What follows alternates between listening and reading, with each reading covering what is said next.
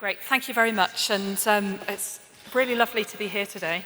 I was reflecting that the last time that I was in this room was to watch Ruby wax, so I'm not sure if I'll entirely be able to channel all of her energy, but I will do my best. So it's wonderful to be here, and I really enjoyed hearing from Vinka about the experience setting up the Things Network and reflecting on the fact that I stand before you representing the elephants of the world.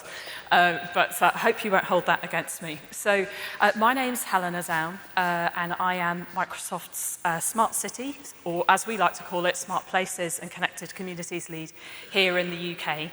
And I'd like to just share with you a couple of thoughts about the Internet of Things and the role that we feel that that's going to play in our places as we move forward, and some of the things you might want to reflect on as relatively, I suppose, young businesses in this emerging market.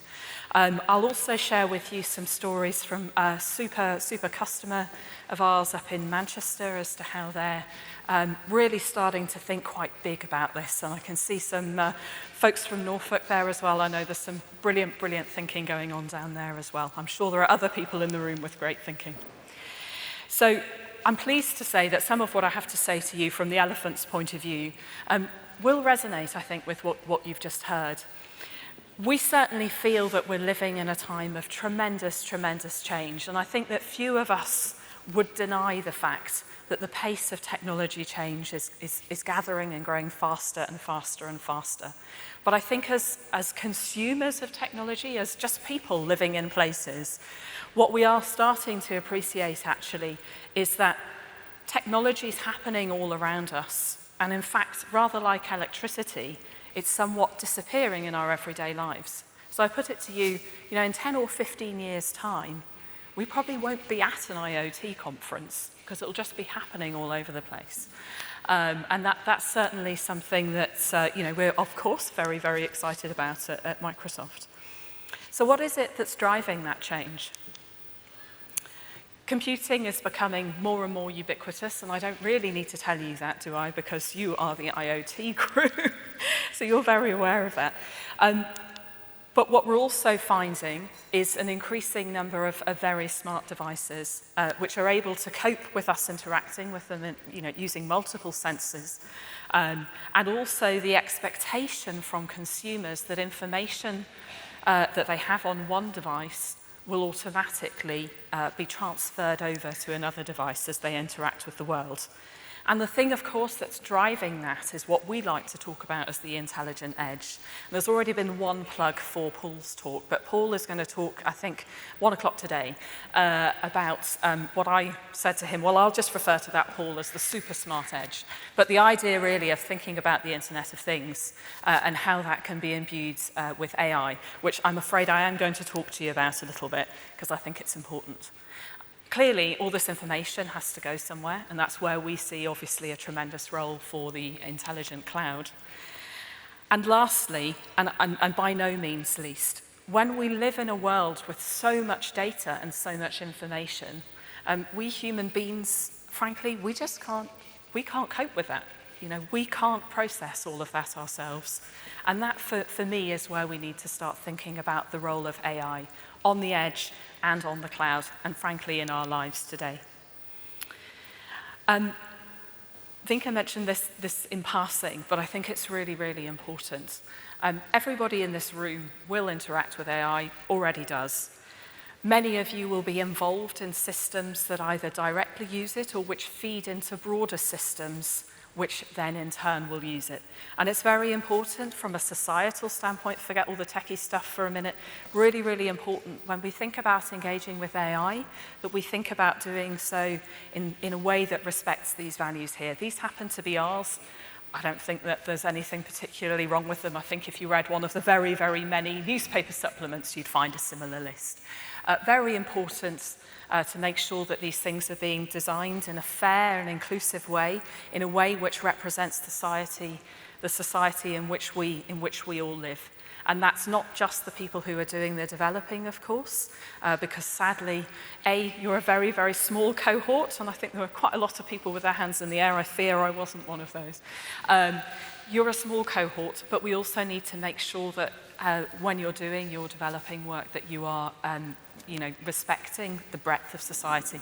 And it's one of the reasons why our organisation, along with a whole heap of other big tech companies, is thinking really, really hard about how we generate a pipeline of techies who come from a very, very wide range of diverse backgrounds, genders, etc. So, are the robots coming for us? Herewith some pre-Brexit stats about the likely impact of AI on the UK economy. I think the message here, and not just the UK economy, and maybe we could cross out UK and replace that with worldwide. It's coming. It's going to disrupt the places that we live in. It's going to disrupt how we live our lives. It's going to disrupt business. It should be a tremendous engine for GDP. So you can see here, PwC quoting 10.3% higher GDP for the UK in 2030. The government also with some interesting statistics. And just at the bottom here, something from a report that we published about 12 months ago. 40% of business leaders think that AI is going to mess with their business model right now, but only 50% of the sample that we spoke to had a plan in place. So I think there's a tremendous opportunity also in the room here as you're advising some of these organisations, large and small, to think about how you can assist them on their journey to really catch hold of this opportunity. So what I want to talk to you a little bit about now, which Vinka mentioned in some detail, IoT isn't an island, okay? So it sits within a really, really important context in the world that we all live in. And what I'm going to do now is talk to you a little bit about the experience of Manchester City Council and how they're going about thinking about the role of IoT in tackling what is probably their biggest challenge and is probably a very, very similar challenge for Norfolk and indeed for Reading, where we are today. So I'm going to talk to you a little bit about how they're using the Internet of Things and how they're thinking about how that's going to change the way that they deliver care and health and well-being across Manchester. Now, for those of you from a local authority background or who work closely with local authorities, they are in a bit of a weird and wonderful position because they have a devolved arrangement with government. It does allow them to do things slightly differently. In their case, it means that they can kind of blur the boundaries really between the NHS and the council, and they can start to think quite differently about how actually all of us would like to experience health and care if we didn't have these organisational silos. Government's no different. Microsoft is full of lovely silos as well. They're not alone, but in their case, they're able to blur the boundaries a little. They have challenges which are very, very similar to other challenges up and down the country. They have a problem with social care in the sense that demand is by far outstripping supply. This is a national emergency, frankly. They also have a really, really big issue about healthy life expectancy. So back on this slide, you look at a skyline here. If you looked at that one today, you'd probably see about 20 or 30 cranes. But the reality of being a person living in Manchester at the moment is that healthy life expectancy is about 10 years less than in comparable other cities. So they have got a big problem. They have a very, very big budget problem, which is absolutely common across almost all of the local authorities that we work with. And so they said, actually, do you know what we want to do with our devolution deal? We want to be able to better provide healthy life expectancy, longer life for the people of Manchester. Because we know not everybody is actually sitting in a position where they are able to make the best of the apparent economic explosion that you see in our skyline. So that's what their Devo deal's all about. Now, there are 6 million informal carers in the UK. And one of the reasons I wanted to share with you this story really as a canvas to share with you some of our thoughts about how you go big with IoT. Most people, when you start talking about actually, Are you looking after somebody? Are you a carer for somebody? They'll go, oh yeah, my mum was in hospital the other week and she got stuck there, she couldn't get out, there was nobody to help her do blah, blah, and blah, and so this tends to resonate. So Manchester had started to do some soft market testing, and actually they've done a really, really great job on soft market testing. They've kicked the tyres on a lot of things, which I know from an IT company standpoint, you'll think, oh no, the tyre kick is a disaster. But they have. They've kept some of the things they thought were brilliant, and they've passed over others.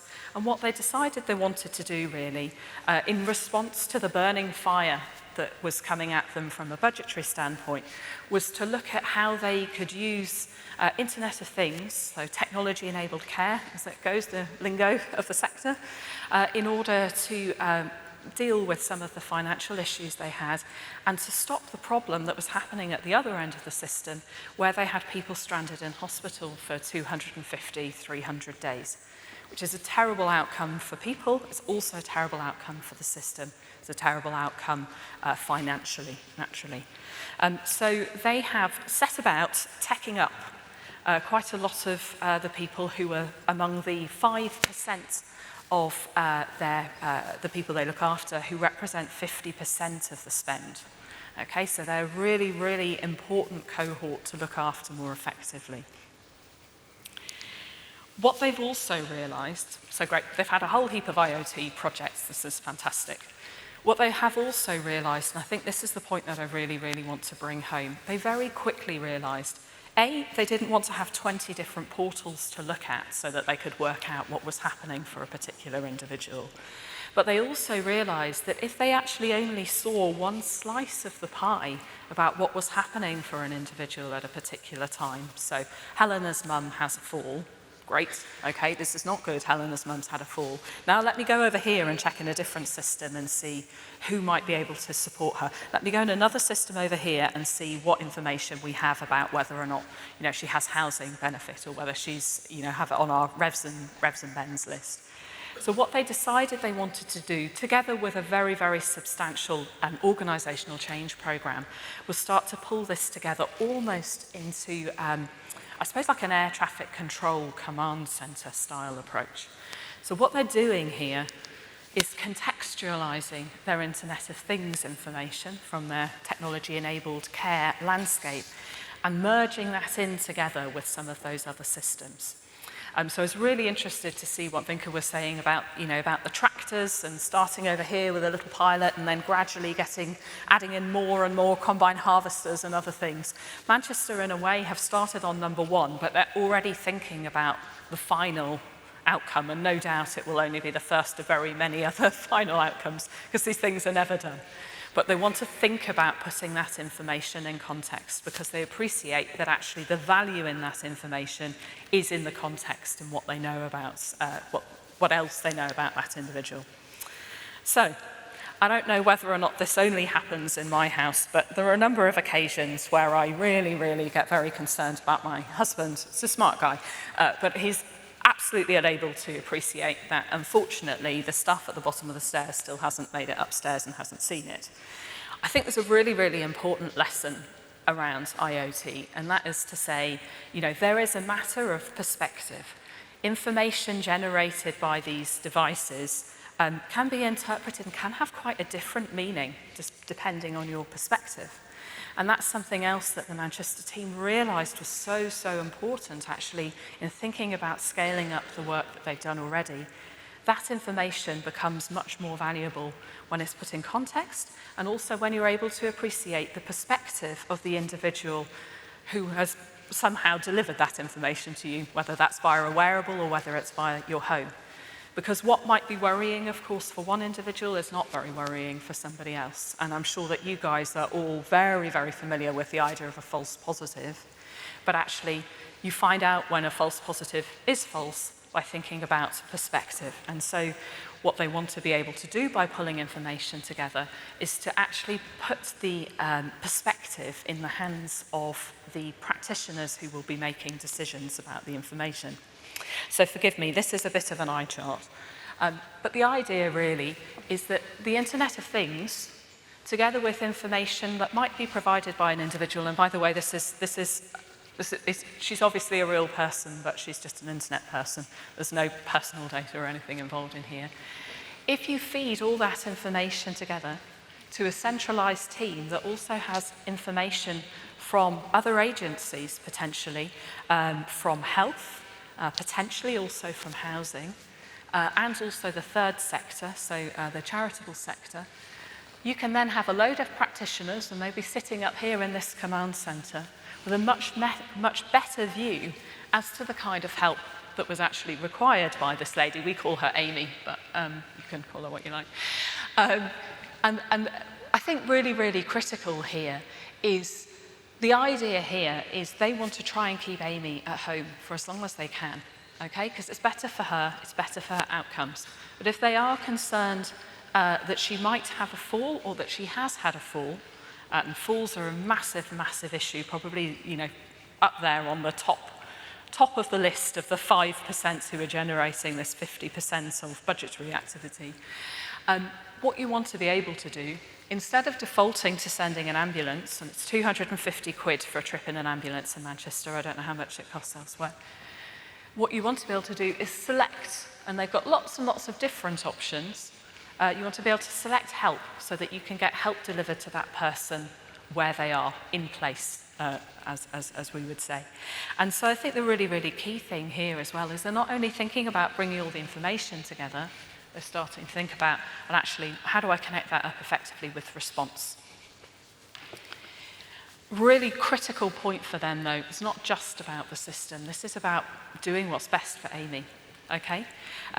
They can't provide a truly personalised or specific service to Amy unless they have the full level of information about what her particular needs are, what her particular health circumstances are. And so I think it's very important when we think about going big on the Internet of Things that we start to think about how can this be used in a way which is very specific to the situation. And in the case of dealing obviously with health and care, nowhere is that more important. Another thing which Microsoft has done quite a lot of thinking about, and is something that's absolutely critical to us, is thinking about accessibility. So Manchester also have done quite a lot of thinking about actually how do we design well. So, we've appreciated at Microsoft, actually if you design for accessibility, you just end up designing systems that are better for everybody. Because whilst not everybody has a visible disability, there are times when all of us might struggle with our sight. There are times when all of us might struggle to use both hands, maybe even only because we're holding a baby at the time. And so that's something that they're thinking very carefully about when they start to think about how do I get Amy to wear the magic watch. They need to think about accessibility, and that's something that they're holding their suppliers to quite firmly to account on, which is great. So they are creating effectively a digital ecosystem, effectively. So there are elephants, there are loads of flamingos, and there's quite a few medium-sized animals in between. And what they're asking us all to do is to be very, very open and very collaborative with one another. So in that sense, I think it's really quite groundbreaking.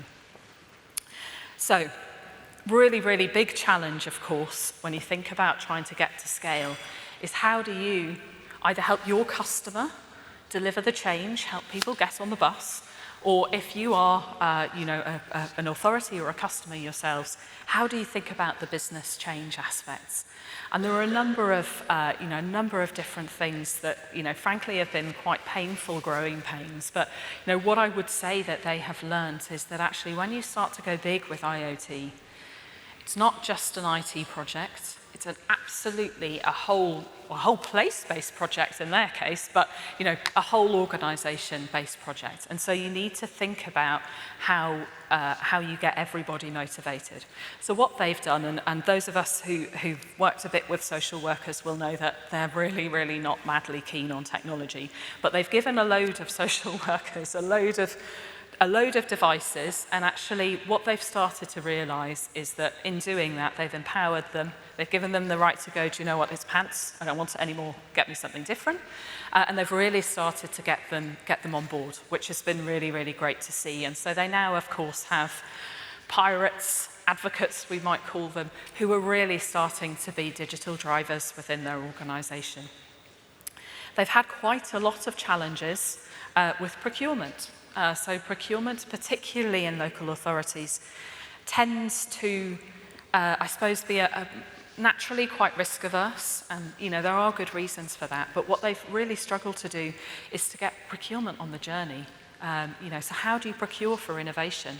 How do you procure something when you might actually have been part of the organisation that built it? So that's definitely been quite a substantial challenge for them, but they're getting there. And I think bringing them along on the bus has been a really, really important part of that. Another thing, that they've realised is actually, and we see this quite a lot, I certainly see a lot of it as I tootle up and down the country, it's great to get external funding for your projects. If you can, brilliant. But what we quite often see is what I call pilotitis, whereby, perhaps a project is funded by Innovate or Nesta or somebody, and then unfortunately it just kind of runs out of steam. So I would say to you, if your innovators out there, in one of those explicit conversations that Vinka mentioned earlier, you need to be thinking also about actually what is the financial viability of this piece of work going forward. So we might have managed to find some funding, external funding, brilliant, to get it up and running, that's fab. But how do we think about how we can give it legs? How do we think about how we can, really, really get it moving forward? Okie dokie. So another really, really important thing that we all need to consider, obviously I'm in a room here of technologists, but actually the people who are going to be using a lot of the information that you provide and a lot of your innovation are going to be people, like me, who are not very technical. And we need to start thinking about how we provide digital skills for the future. Because actually what you need are people who are able to interpret the information that you're going to be able to provide for them. And so as you're having those early conversations, you should, I think, be thinking very, very much about talking to the organisations you're working with about the business change that's likely to be part of what's going on, but also how they get their own workforce skilled up to be able to contend with the world of IoT.